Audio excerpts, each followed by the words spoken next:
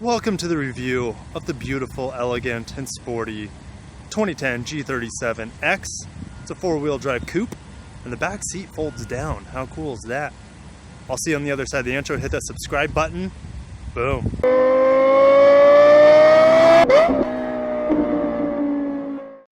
The 2010 G37X Coupe. This baby's four-wheel drive, and it scoots. She's got great acceleration, especially low down early in the gears.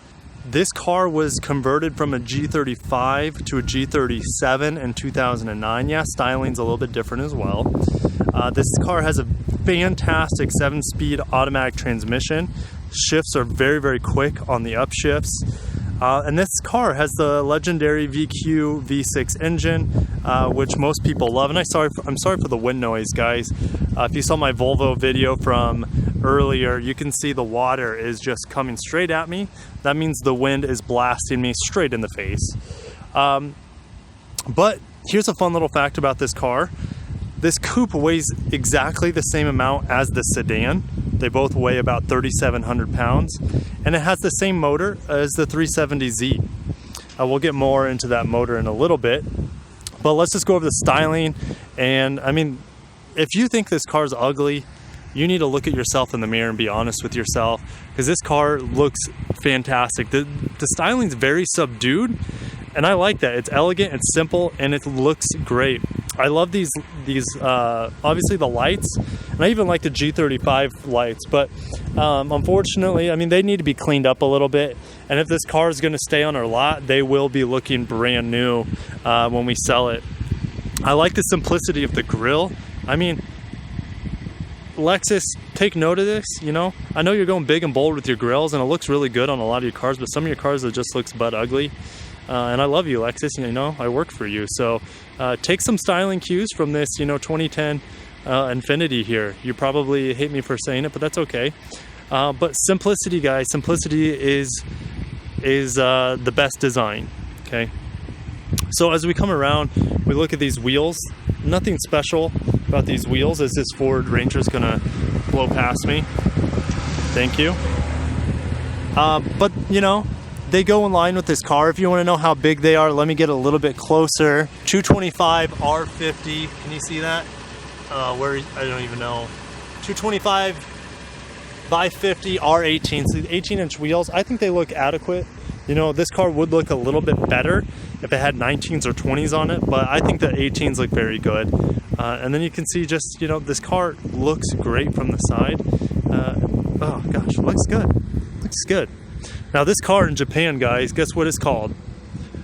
I don't think they have Infiniti in Japan. They just have Nissan, and this is the Skyline, the legendary Skyline. I think where this car might look the best, in my opinion, is from behind. I think the dual exhaust looks great. These rear taillights look awesome. The Infiniti logo looks great. And then of course we have the G37X right there. And we have this little spoiler here that's all chromed out. I usually don't like chrome, but it looks good. It flows very well with the line of the trunk. So it looks really good. And just look how sleek the trunk goes into the rear windshield. This car just looks great. And, oh, those are Enkei wheels. I just found that out. I didn't know that. Enkei, is that, if you guys know what country Enkei is based out of, let me know, because that would be fascinating. Here's what the car looks like from this angle. This design is going to look good for a long time, guys. This is kind of one of those timeless designs, in my opinion.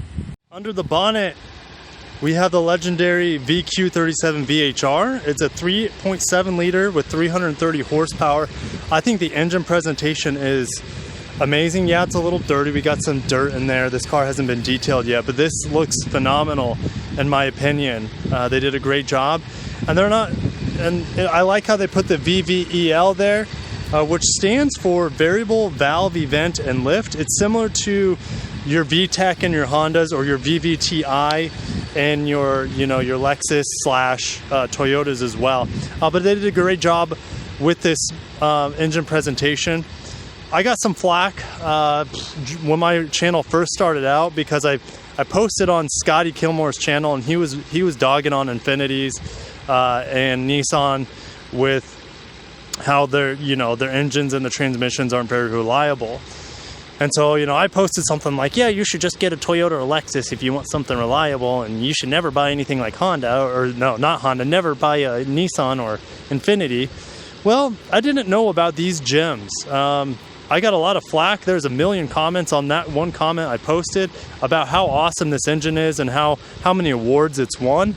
And after driving it, I can say it's a great engine, and I can see, and I totally believe many owners that saying, hey, you know, I've put 300,000 miles on this engine, and it's not caused me any problems. So I completely believe you guys now after driving it. Of course, even after posting on my comment, but keep calling me out, guys, regardless of what I say. Call me out if I'm wrong, because that's how I learn, and that's how I give you guys better videos and give you guys correct information. G37x Coupe. And I just want to point this out, guys. I saw this first on a Lexus Coupe. I don't know if this is like a standard thing, but when you open the door, the window cracks down just a little bit, and then when you close it, it rolls back up. Pretty cool feature. I think that's probably, you know, not a rarity in the coupe landscape. Now, I haven't been in a whole lot of Infinitis. I believe the only other Infiniti review I've done is on the QX, the huge one, the QX80, I think that's what it is. The Stay Puft Marshmallow version of that.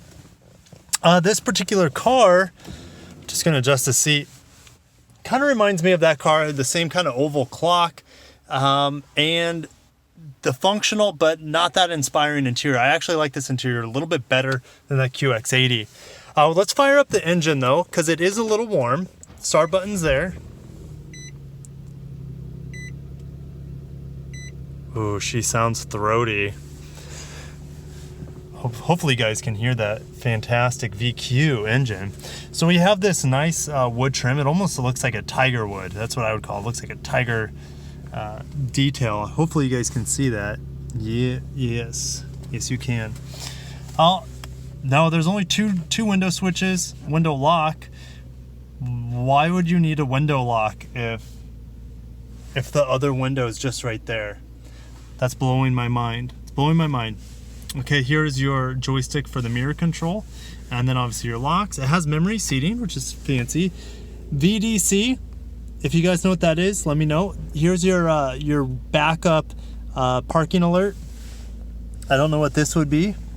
I'm not gonna touch that. And then obviously your trunk is there. And then we have some more, that looks like the hood. And then obviously your e-brake. And then pretty normal-ish pedals. Nothing fancy there. Nothing like that Volvo I was in, or like an F Sport RX or anything. Anyway, so let's get into this. Let's turn on the AC. Let's push that, and then we're going to decrease the fan. So I like a lot how simple this is. It's very straightforward. Yeah, this is okay. It's going to be functional. Here are your presets. Seeking's here, tuners here, and it's very straightforward. This screen looks very dark. I don't know what's going on. And then we have our separate controls for it up here, which you have a dial. And then let's just go to, I mean, this isn't even navigation, I don't believe. So we're just gonna click radio. So there's your radio thing tonight. Okay. So this, as you can see, is doing, hopefully you can see that this screen is so dark. Wait. Boom, right there. It was on night mode. So let's just decrease the volume. Volume's down here. This is a little out of my reach. So it's not the most functional control. I feel like it should be right here instead of the clock. And the clock could be somewhere else. But nonetheless, you're probably not going to be messing with these settings that much. And then of course you have buttons on the dial too. I would probably be using these much more often, source. And then you can see this is just controlling everything on the screen. So if this is my car, I'd be using these controls way more than that dial that's kind of out of your reach. Here's your cruise control. Obviously your normal lights and blinker is here. And then your windshield wipers is going to be there. Now looking here, you can see this is pretty low miles for a 2010. You have a nice tachometer, nothing fancy. It's nothing not nearly as detailed as that QX80 I was in. Now that was like, I think that was a 2016. So, I mean, I'm not quite expecting it to be of that same, you know, interior detail, but I do like this interior better, if that makes sense. Now we have a hard touch plastic here, and that's pretty much the entire car is a hard touch plastic. Of course, on the doors here we have leather, and this is not holding up the best, this plastic, but you know, it is going to be durable. I'll give it that. Some very underwhelming stitching here. Not the best, but this pocket is very, very easy to access. We have a 12-volt here, and we have just a little storage area there for your smokes or whatever you would put in there. Here's our shifter. I wish it was a 6-speed because I would be having a lot more fun with you guys today, but this is still gonna be a good time. Here's our heated seats, your adjustable cup holders, as you can see. Let's get into the center storage area. This folds over, and this is leather.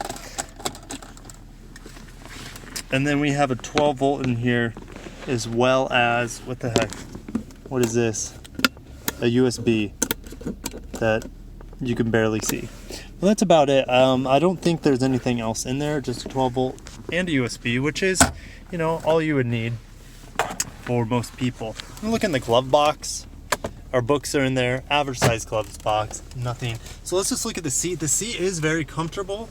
I don't mind the design of it. It is a little plain. The stitching is kind of underwhelming, like I said, on the door, but it's held up pretty well over 8-9 years of this car being in existence. This Infiniti logo stitching has done fairly well. We'll get closer. You can see it's a little fuzzy on the edges, but still pretty good, very readable. These mats are in great condition. Don't mind the paper there that goes around there to stick it on the window. This car has not been through detail yet, and this clock is working absolutely perfectly.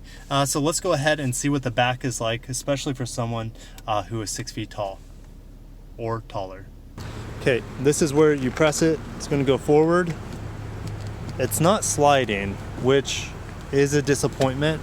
It should slide, in my opinion. Oh, this button here automatically slid it forward. So be careful what you ask for. I said it should slide forward, and it did. And wow, it slid really far forward. Look how much space I have to get in here. Excuse me, I'm going to move these license plate brackets. Ooh, there's a couple things I like back here already. So I folded it back up, but it didn't come back on me. So I have to press that little black button up there to move the seat back. Now, I don't know how far it's gonna go back. Ooh, okay. So I'm pretty much trapped back here. That's okay, the door's open. That's fine. You can see that the seat's kind of falling apart. Now, I'm assuming no one's really pulled on this mat pocket, so that's kind of disappointing.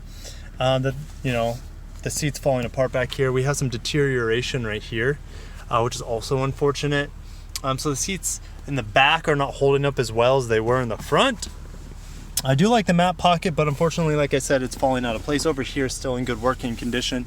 This is cool. So this little floor mat starts over there, and we have a nice Infiniti logo, and this is still the floor mat. And it goes, of course, underneath my feet. This would be cup holder. So I call these the Red Bull cup holders, because that's about the only thing you're going to be able to fit into there. Of course, you can make it bigger for normal size cans. A little storage area, which is pointless because everything's gonna be sliding around. This is just plastic. Now we do have a stain there. Don't ask me what that's from, but you're gonna be able to access your hooks, which are kind of hard to access. So I wouldn't be getting this car if you guys have little ones, because those hooks are very difficult to get to. A little speaker there, but there's no armrest back here either. How is the seat? It is actually comfy. My head, you can see here in the rear view mirror, hopefully you can see that, I'm touching the top. So if you're taller, you're not going to be very comfortable back here with your head. But if you're shorter, you're going to have some leg room, especially if you have shorter driver or shorter passenger up front. And the seats actually are very comfortable back here overall. But let's move this forward. And remember that black button to move this seat forward. And then we're going to check out the trunk. So the trunk, I was looking somewhere over here, maybe even the backup camera, but this little button looks to be the trick. Or not. Okay, that button's not working. So I don't know what's going on with that button. I had to go inside of the car to you know, in the cabin to press that button to fold it down. Now, speaking of folding down, I've never seen anything like this. What the heck? Are we gonna do this right now? You can fold down the entire back seat? Are you kidding me? Ugh. Holy crap, that's the coolest thing I've ever seen in a coupe. Mind just blown. Mind blown. What do you guys think of that? You can really maximize this car's capacity now. Holy crap. I like this little net back here. We have a little purple piece of fabric. I'm just gonna leave it there. But wow, that just blew my mind. And that's one of the coolest things I've ever seen on a coupe, and probably the coolest thing I've seen today. Oh, and for your creepers out there, you're not gonna be able to creep too hard unless you tie up your victim. So make sure, you know, if you're gonna put a body in the back here, that you at least tie them up, because they'll be able to escape with this little pull tab. Hopefully you guys know I'm just kidding, because that's a little dark, but it is. Whoa, check this out. You have 2 shocks on the rear trunk lid, and this thing is standing erect as possible. That's 90 degrees erect there with these little shocks. It's been a shock kind of day. If you saw my Volvo XC60 video, I was really impressed with the tiny shocks in that car. And wow, it's a shocking day. The seatbelt's really hard to get. In fact, I don't know what's holding it back. Hold on. What the heck? I was pulling it too high. So if you pull it above this little plastic thing here, where's my finger? If you pull it above there, it's not gonna work. You gotta pull it below there. So that's just a nuance that I'm learning about this car. I forgot my little mount that sticks to the windshield. So you guys are gonna be in my arm this whole time, which is how I started these reviews. I didn't have that little windshield mount to do my reviews. Since getting it, my reviews are a little bit safer since I'm not holding anything. But you know, guys, I can still roll. I still got the ability to drive with one hand. Now, if I was driving a manual, there's no way I'd be able to do it unless, like, I sat you guys in my lap and you were just looking up my nose. Visibility, being at a coupe, out the front, it's okay. Out the sides, these windows are enormous. You see how big this window is? This is the advantage of being in my hand, guys, instead of stuck to the windshield. So you can see what I'm talking about a little bit better because I can direct the camera. Now this car, steering feels great. Now the steering wheel, in my opinion, is a little cheap feeling. This leather does not feel that great. Gosh, that scared me. It's license plate brackets in the back just like fell. Oh, this car is gonna be a lot of fun. It's gonna be a lot of fun. Let's adjust the rear view mirror. And I forgot to mention, guys, because I can see the Bose speakers in the back right above the trunk, is we have a nice Bose sound system in this vehicle. And I remember in the QX80 we had a Bose as well, which unfortunately they don't show off anywhere here on the dash. There's no Bose. You have to look, excuse me, sorry.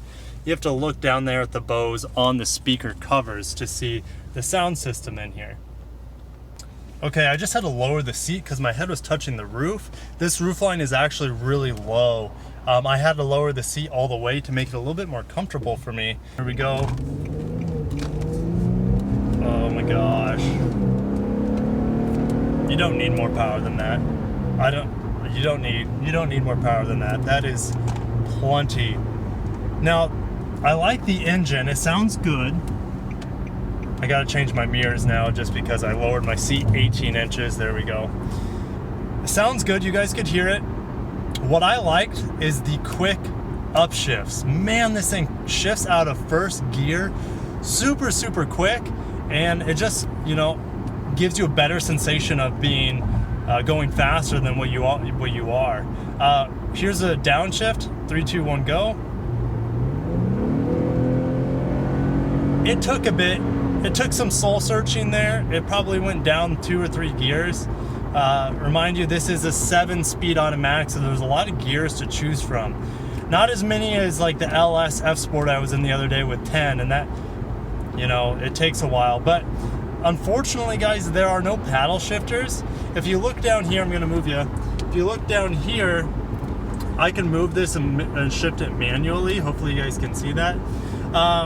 but there are no paddle shifters. This was kind of before the era of throwing paddle shifters in every single vehicle. Lexus put paddle shifters in their like NX hybrid. I don't get it. I absolutely don't get it, but it's there. How does this car feel on the road? It transmits quite a bit of road vibration through the floor. It's average quiet on the inside. It's not, Lexus, silence or anything like that, but that's fine because this is a coupe, a sports coupe, and you don't expect a sports coupe to be that quiet, although it is a luxury brand being an Infiniti. I just want to get on the throttle real quick again. Yeah, it's quick. She's quick. It's not the best sounding motor I've ever heard, but what I like, Infiniti's not shy of showing it off, and it has a good amount of volume. So nice work overall. I like the engine. I think it's perfect for this car. I think I might prefer the Acura V6 or the Honda V6 over this, the 3.5. I think it's a 3.5 liter V6 on that car over this 3.7 liter. I know these VQ engines, guys, are known for their reliability and their performance. I have no qualms with its performance or reliability, even though, like I said earlier, I talked some smack on Infiniti in that one video. But this car, it feels very sporty. It is comfortable. There's enough power on tap, and I don't have there's no weaknesses of this car. Yeah, the interior could be nicer, but I've come to expect, and I didn't get my hopes up for this Infiniti. So the speed limit here is 70, I just realized, and I drive this road every day, and I just realized it's 70, and I usually go about 60. So we're going to get into it. Here's the 60 to 70 mile per hour acceleration. 3, 2, 1, go. There's 70. Once it's found the right gear, it accelerates super quick, but half of that time of me pressing the pedal, it takes a while for the transmission to find the gear. Once it's in the right gear, man, you take off really, really well.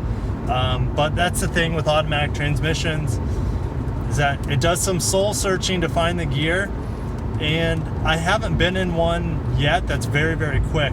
I'd say one of the best transmissions for finding the right gear and just going, even though that car wasn't fast, was the Dodge Dart GT. I can't believe I'm saying this, but that car downshifted super quick, and it's just like, I'll give you everything I got, all 184 horsepower.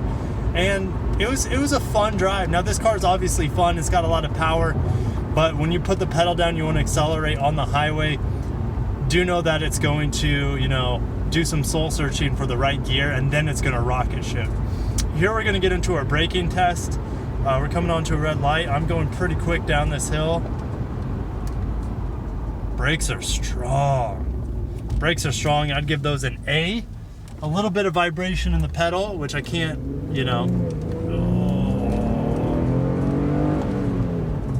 excuse me. That first and second gear acceleration is something else.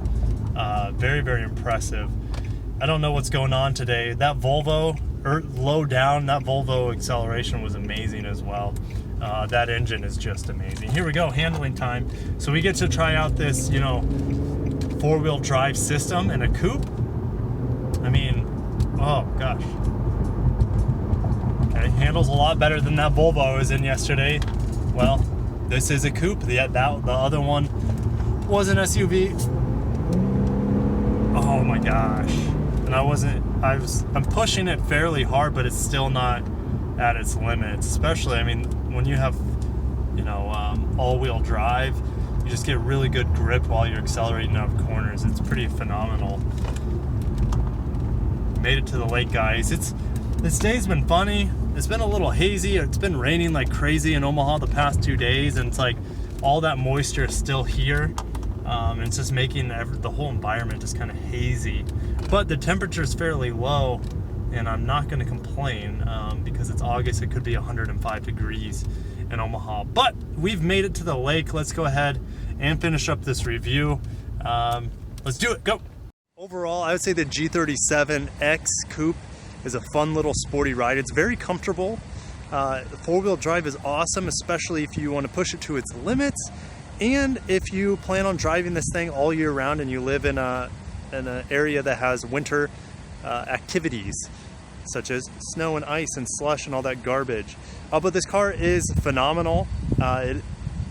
It's held up very well. I mean, this car is about 9 years old now. It's held up very, very well. And this engine is great. It's going to be reliable. Transmission, in my opinion, kind of stole the show. The 7-speed is very, very quick on the upshifts. Downshifts, it takes a while, but I can't complain for too much for it being you know, as quick as it is on the upshifts. But let me know what you guys think of the G37 Coupe. If you guys have one, let me know what it's like to own one. And I'll see you guys in the comments.